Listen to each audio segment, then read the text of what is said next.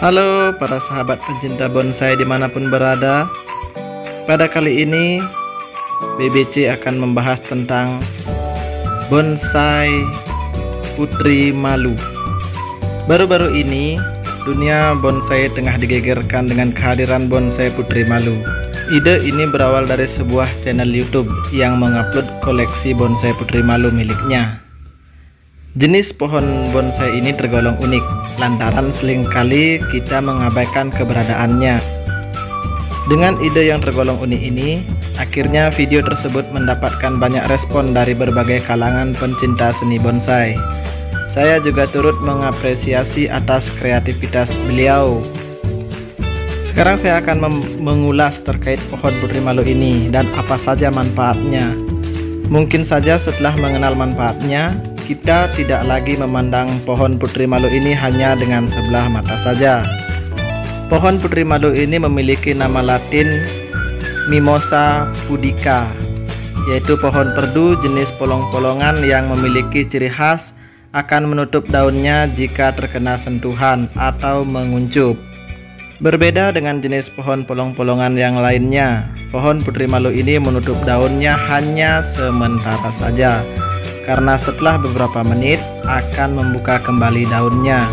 Inilah yang membedakan pohon Putri Malu dengan jenis polong yang lainnya.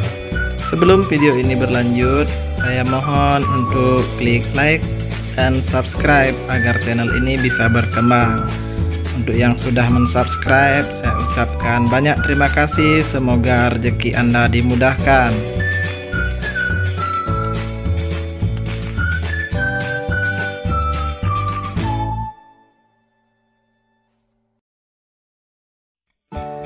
Habitat asli tumbuhan Putri Malu diketahui berawal dari daerah Amerika Selatan, yaitu lebih persisnya ada di negara Brazil. Menurut sejarahnya, Mimosa pudica telah ada serta dikenalkan pada tahun 1804 silam. Namun untuk saat ini, tumbuhan Putri Malu banyak menyebar luas serta berkembang biak di sejumlah negara, terutama sangat banyak ada di teritori Asia. Karena di daerah ini tumbuhan Putri Malu bisa tumbuh subur lantaran sesuai dengan sifat habitat aslinya. Putri Malu dapat tumbuh secara baik di daerah yang mempunyai atau iklim tropis. Anda juga dapat menemukan tanaman liar ini hidup pada ketinggian 1-1200 meter di atas permukaan air laut. Tanaman ini dapat tumbuh dalam keadaan tanah yang lembab sampai tanah gersang. Putri Malu bisa berkembang biak lewat biji, serta yang antik lagi ialah Putri Malu bisa berkembang biak tanpa mengenal musim. Untuk para sahabat yang mau membuat bonsai Putri Malu bisa dengan cara mencari di alam atau mendongkel, karena proses dari biji cukup lama.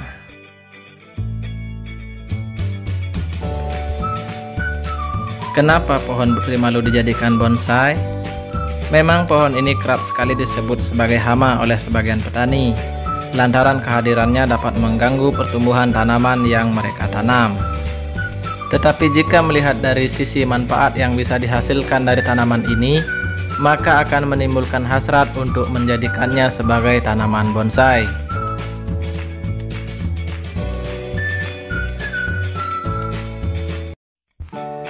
Kali ini kita akan membahas manfaat dari tumbuhan Putri Malu ini. Berdasarkan beberapa sumber, tumbuhan Putri Malu bermanfaat untuk kesehatan. Di antaranya, 1. Menyembuhkan batuk berdahak.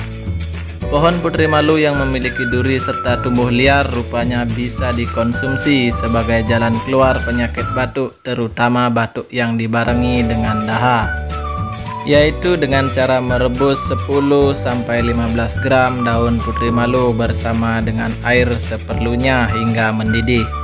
Minumlah air rebusan tadi ketika sudah dingin. Tidak hanya mengobati batuk saja, pohon ini efektif juga dipakai untuk mengobati permasalahan pada pernapasan yang lain, seperti pilek dan penyakit pernapasan lainnya. Yang kedua, mengatasi insomnia. Untuk Anda yang memang kesulitan dalam beristirahat atau tidur dan hanya lebih dikenal dengan penyakit insomnia, maka wajib memanfaatkan pohon putri malu ini. Karena pohon putri malu ini memiliki kandungan zat yang mampu menangani penyakit yang satu ini, caranya sama seperti untuk mengobati batuk, namun diminum ketika malam hari sebelum tidur. Yang ketiga, meningkatkan stamina. Walaupun tumbuh liar tanpa perlu ditanam, serta kadangkala suka mengganggu, tanaman putri malu rupanya bermanfaat untuk menambah stamina pria. Caranya cukup mudah. Rebus 15 helai daun putri malu bersama 3 gelas air sampai sisa 1 gelas saja. Selanjutnya saring serta minum sampai habis. Manfaatnya akan terasa 30 menit setelah meminumnya. Ini berdasarkan banyak sumber.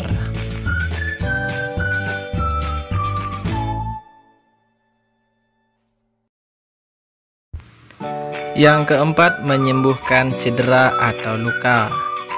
Satu penelitian menunjukkan bila akar dari putri malu baik sekali digunakan untuk menolong untuk percepatan proses pengobatan cedera atau luka.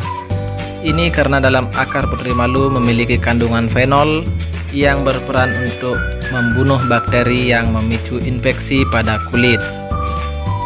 Bahkan dalam situs luar negeri disebutkan bila tanaman ini bermanfaat untuk pertolongan pertama pada cedera atau luka bakar.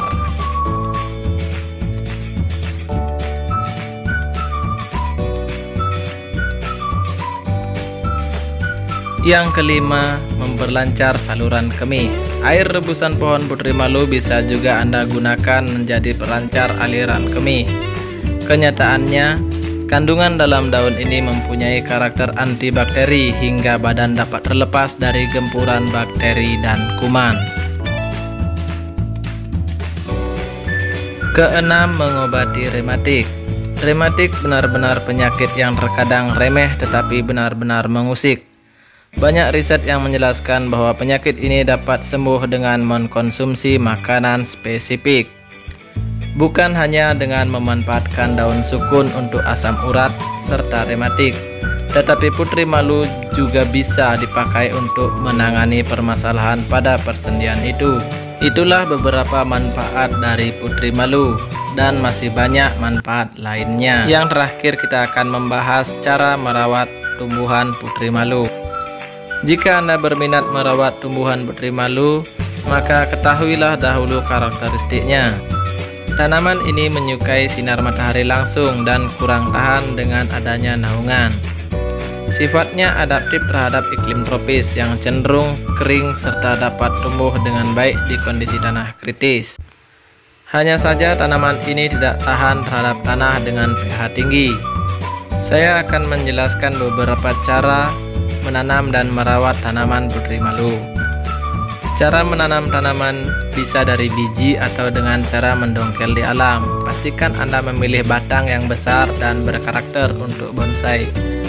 Tanaman dapat tumbuh optimal di dataran rendah, iklim panas bersuhu 30 derajat. Kebutuhan sinar matahari penuh sepanjang hari. Intensitas penyiraman cukup siram 1 kali sehari atau sesuai kebutuhan. Media tanam yang digunakan sebaiknya tanah humus atau tanah kompos. Berikan pupuk 1 bulan sekali menggunakan pupuk NPK daun atau menggunakan pupuk lainnya. Itulah beberapa keunikan dari pohon putri malu. Jadi, pohon putri malu ini bisa dijadikan bonsai untuk membantu kita dalam mengobati berbagai jenis penyakit, atau dengan kata lain sebagai tanaman herbal. Sampai di sini dulu pembahasan kita tentang bonsai putri malu. Jangan lupa like, komen, dan subscribe. Untuk yang sudah subscribe channel ini, saya ucapkan terima kasih. Sampai ketemu di video berikutnya.